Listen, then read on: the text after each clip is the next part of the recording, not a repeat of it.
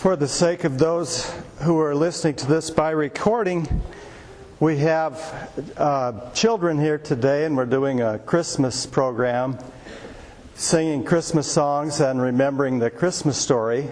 And so I have some questions for the children.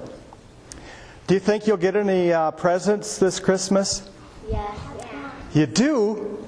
You're going to get one? No. More than one?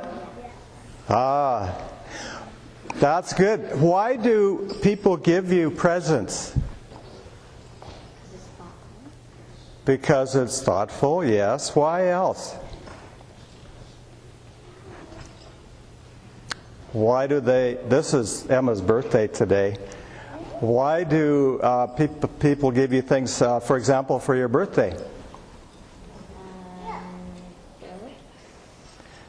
To remember that you were born, yeah.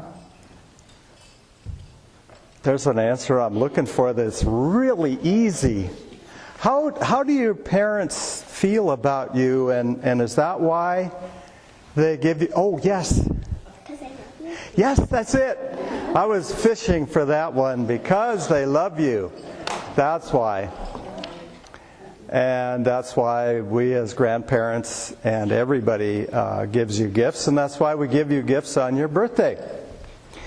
So, God, as Janine said, God gave the greatest gift of all, His Son, Jesus, and that's what Christmas is all about. Okay, another question. Whose birthday do we celebrate at Christmas? Jesus. Jesus, that's right. That's His birthday. And so, what can we give Him? Our love, yeah. Were you going to say that, Anna? Yeah, good. And people give us gifts at Christmas because they love us all year long, not just at Christmas, right? And that gift means that there's a feeling that they really care all the time, and not just at Christmas. So that's what the gift means, and that's what God's gift of Jesus means. That He really, really loves you all the time. And not everything is perfect in our lives. There are things that are difficult. And not everybody believes what we do.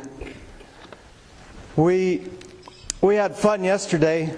These girls that played piano in the mall, at the Rogue Valley Mall. There was a piano set up, and other kids were playing as well, and they played their songs. And I was watching people walking by, and I was thinking, I bet there are people walking by who are buying things and who are hearing the Christmas carols that this probably doesn't make a whole lot of sense to them. But they do it anyway because they do love whoever they're giving a gift to. And the person means something to them. And even for people who maybe don't believe in Jesus, there is such a renewal of loving, giving, and sharing, and kindness at this time of year, that the birth of Jesus has that power and has that effect, and helps people to be more loving and to realize that they are loved throughout the year. There is something about Christmas that just cannot be ignored. I spent a couple of years in what is often called Lutheran heaven in Minnesota. And there's a lot to do about Christmas there. And I remember reading an article that there were a group of people in the Twin Cities who are atheists. And there was an article in the newspaper that they were wondering, why can't we have our holiday around Christmas time and everybody else does? And related to that, there's a story about somebody who initiated a lawsuit that there was not a holiday for atheists. And it came to the judge, and he said, I have a word for you. Psalm 14:1 says that there is a holiday for atheists, for those who don't believe in Christmas and Jesus, the reason for the season. There is a holiday, and it's April Fool's. Because Psalm 14:1 says, the fool says in his heart, there is no God. And so there is a holiday for you. Case dismissed. Anyway, there is a lot of to-do about Christmas and about this time of year. And for any number of people, it is very difficult. 2 weeks ago, I prayed with someone who was dying of drug abuse, and she did die. We've had a church member who had a foot amputated in recent weeks.